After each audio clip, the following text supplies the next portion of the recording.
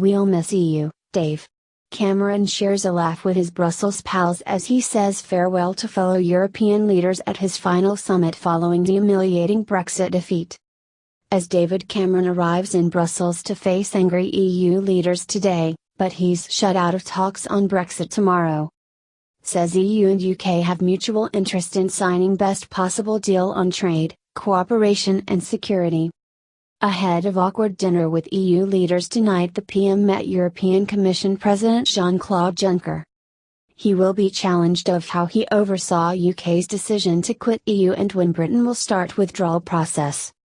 Earlier, Nigel Farage was booed by MEPs as he boasted of Brexit victory, telling them, "You're not laughing now." He clashed with Juncker, who was applauded by MEPs after asking the UKIP leader, "Why are you here?" But before the session the pair embraced, but Farage looked uncomfortable as Juncker went in to kiss him. A resolution by MEPs urged Britain to immediately trigger formal process for cutting ties with Brussels. David Cameron laughed and joked with Angela Merkel and other European leaders in Brussels today as he attended what is likely to be his last EU summit before handing over to his successor in September. The Prime Minister urged whoever takes over in Downing Street should forge the closest possible relationship with the EU and urged his European counterparts today to pursue a constructive approach to negotiations. At a dinner with the heads of states tonight, he faces the awkward task of explaining how he oversaw Britain's shock decision to leave the EU last week, but he signaled his conciliatory approach as he declared, "We mustn't be turning our backs on Europe." Mr. Cameron, who will only serve as Prime Minister until September 9 at the latest, said Britain and the EU had a mutual interest in agreeing the best possible deal on trade, cooperation and security. On arrival in the Belgium capital, he met European Commission President Jean-Claude Juncker, posing for pictures in front of the hastily erected Union and EU flags. The Prime Minister held meetings with individual leaders before addressing them all at what promises to be an awkward and frosty dinner tonight to discuss last week's dramatic Brexit vote. But he has been frozen out of official meetings among EU leaders tomorrow, when they will start to discuss their approach of forging a new relationship with Britain outside the bloc. The meeting of EU heads of state is a routine summit, but European Council President Donald Tusk chose only to include Mr. Cameron in official proceedings for today's itinerary. In a sign of the hardline approach being taken by Brussels, Mr. Juncker ordered Brussels chiefs not to enter into any secret negotiations with the UK over the terms of Brexit. He and other leaders today underlined their position that they will not start negotiations over a new relationship until the UK gives formal notifications of its intention to withdraw by invoking Article 50 of the Lisbon Treaty. Speaking ahead of an afternoon of meetings, Mr. Cameron told reporters, "I'll be explaining that Britain will be leaving the European Union, but I want that process to be as constructive as possible and I hope the outcome will be as constructive as possible. While we're leaving the European Union, we mustn't be turning our backs on Europe. These countries are our neighbors, our friends, our allies, our partners, and I very much hope we'll seek the closest possible relationship in terms of trade and cooperation and security because that is good for us and good for them, and that's the spirit in which the discussions will be held today." Mr. Cameron will not be involved in the official negotiations over Britain's future relationship with the EU after announcing his resignation minutes after he learned of his crushing defeat in last week's referendum. He reportedly asked his aides, "Why should I do the hardest?" as he prepared his resignation speech, and it will instead be the job of the next Prime Minister to oversee the negotiations with Brussels. His successor is expected to be in place by September 2 at the latest, with Brexit champion Boris Johnson and Home Secretary Theresa May the current favourites to win the upcoming Conservative leadership contest. He's only got a few more weeks to serve as Prime Minister, and as he patted down his stomach today, it appears David Cameron is looking forward to shedding the pounds accumulated in office. As he chatted with Angela Merkel at his last EU summit in Brussels today, the German Chancellor pointed to his midriff as if to give advice on what to do once he no longer has to attend endless gourmet dinners in Brussels. Ms. Merkel has experienced herself having struck sausage sandwiches and biscuits off her daily snack menu 2 years ago as part of a strict new dieting scheme. She replaced the snacks with sticks of raw carrot and red and green pepper, and the results soon showed as her figure slimmed significantly. The Prime Minister will enjoy what is likely to be his last dinner with EU leaders tonight after announcing he is resigning. He will only serve as Prime Minister until September 9 at the latest, when his successor will be named. Mr. Juncker met Mr. Cameron after facing a dramatic showdown with UKIP leader Nigel Farage in the European Parliament this morning. Mr. Farage was booed and heckled by EU lawmakers in Brussels this morning as he gloated about Britain's historic vote to leave the EU last week. The UKIP leader told fellow MEPs "You're not laughing now," and accused the EU of being a political project in denial. As he stood up to speak to a hostile reception in the European Parliament building this morning, he joked, "Thank you for the warm welcome," before telling them they were also in denial about the euro crisis and immigration. Earlier in the session he clashed with European Commission President Jean-Claude Juncker, who asked the UKIP leader, "Why are you here?" But there was a moment of respite in the hostilities before the debate today when Mr. Juncker embraced Mr. Farage, but the UKIP leader looked uncomfortable as the European Commission President went in for a kiss. As lawmakers applauded the EU chief as they met for crisis talks about the future of the EU following Britain's decision to exit last week, the animated European Commission chief interrupted his address to hit out at Mr. Farage. Breaking off from his speech, delivered in French, Mr. Juncker switched to English as he told Mr. Farage, "That's the last time you are applauding here. And to some extent I'm really surprised you are here. You are fighting for the exit. The British people voted in favor of the exit. Why are you here?" he asked. The embattled Mr. Juncker has been heavily criticized throughout Europe for his part in Britain's decision to cut ties with Brussels, but used his address to a special session of the European Parliament to fight back. Hitting back at calls for him to resign, he told MEPs he was going nowhere and pledged to continue fighting towards his goal of a federal Europe. In a rare personal note, the 61-year-old former Luxembourg Prime Minister struck out at critics, notably in the German press but also among East European governments, who have called on him to stand down following the Brexit vote. "The British vote has cut off one of our wings, but we are still flying. Now is not the time to turn inwards," Mr. Juncker told MEPs today. "I am neither tired or sick, as the German papers say. I will fight to my last breath for a united Europe." But he admitted the EU must accept the result of Britain's referendum. "We must respect British democracy and the way it has expressed its view," Mr. Juncker said, drawing applause from the UKIP MEPs present. Mr. Juncker spoke from a desk next to that of UKIP leader Nigel Farage, who followed the largely French and German speech with headphones and with a British flag planted in front of him. Before the session began, Mr. Farage had gone over to speak to Juncker. Both men appeared relaxed, and as Farage made to leave, Juncker pulled him close and gave him an air kiss on the cheek. Mr. Juncker said he would make no apology for being sad at the result of the British vote. "I am not a robot," he said, "I am not a grey bureaucrat." He urged Britain to explain quickly what it wanted from the EU in terms of a new relationship, but insisted he had told his staff to engage in no preliminary talks with British officials until London engages the 2-year mechanism for leaving the EU. "No notification, no negotiation," he said. Back home in the UK, Chancellor George Osborne warned that tax rises and spending cuts will be needed within months to deal with the prolonged period of economic adjustment caused by last week's vote in favour of Britain leaving the EU. Mr. Johnson, who is tipped as Mr. Cameron's most likely successor as PM, has called for informal discussions ahead of notification, while Health Secretary Jeremy Hunt suggests a deal on a new treaty should be agreed and approved in a second referendum before Article 50 is even deployed, setting in train a 2-year departure process.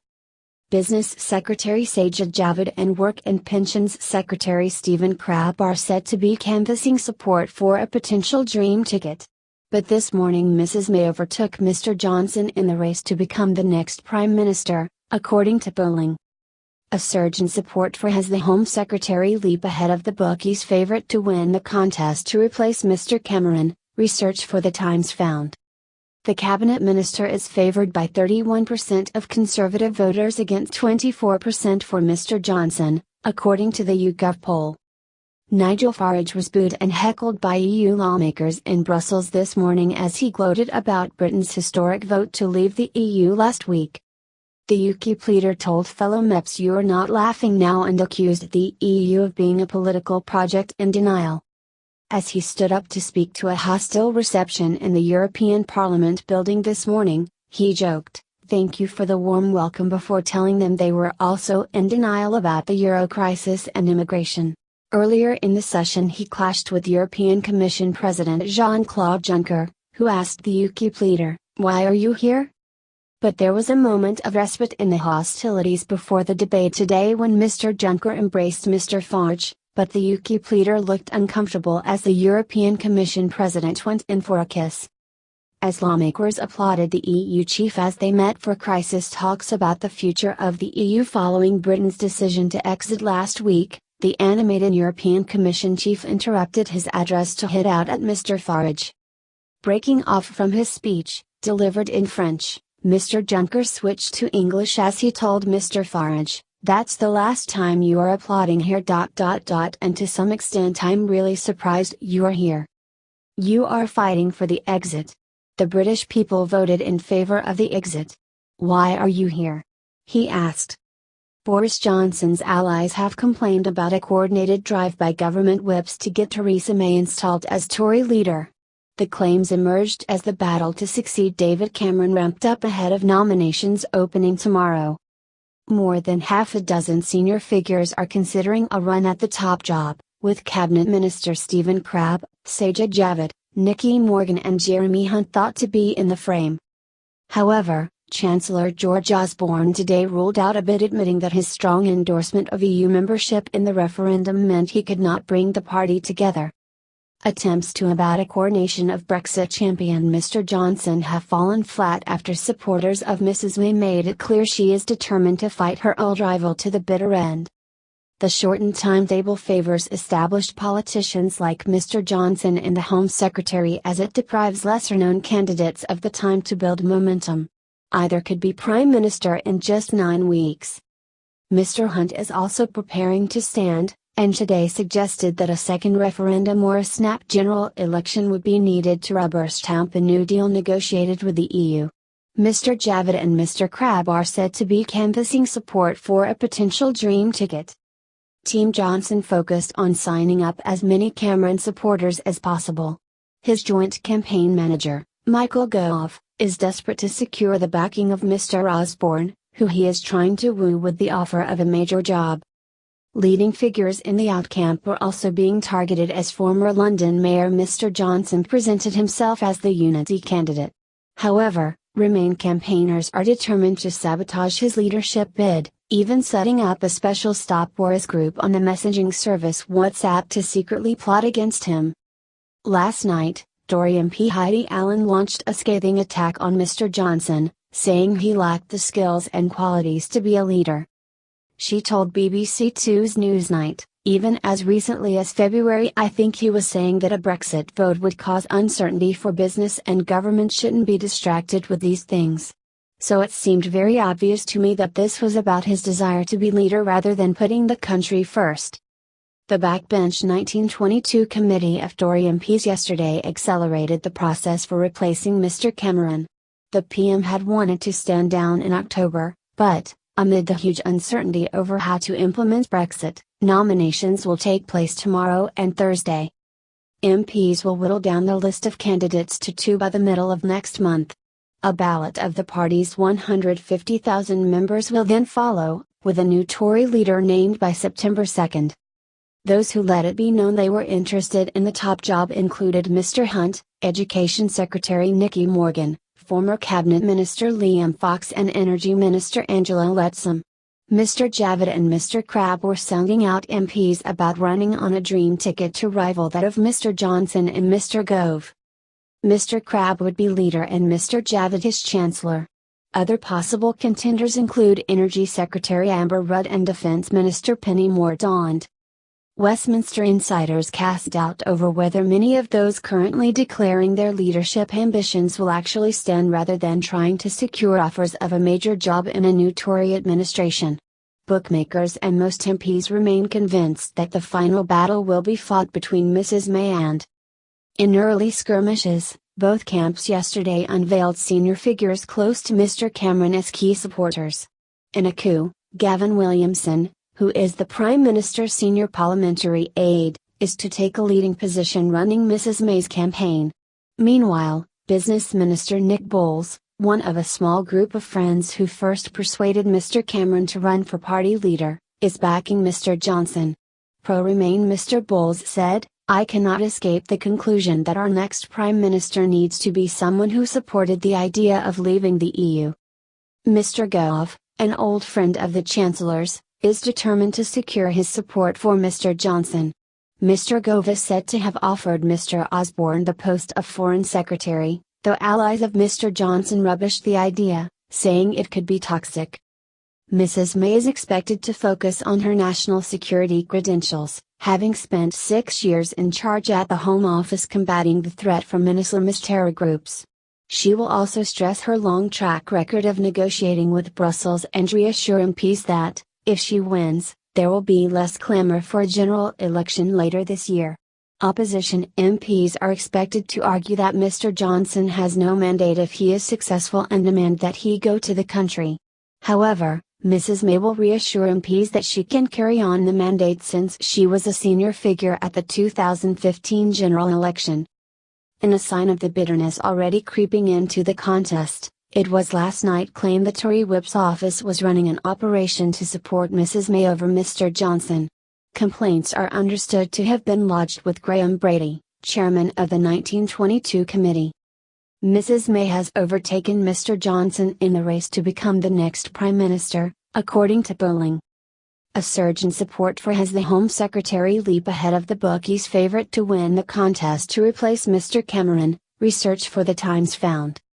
The cabinet minister is favoured by 31% of Conservative voters against 24% for Mr. Johnson, according to the YouGov poll. Hinting at his own leadership ambitions yesterday, Mr. Crabb said, "This is a really serious moment for our country.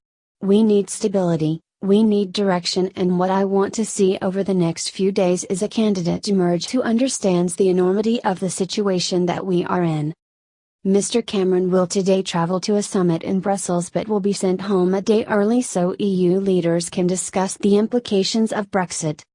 Science Minister Joe Johnson yesterday declared support for his brother, avoiding a Miliband-style leadership rift.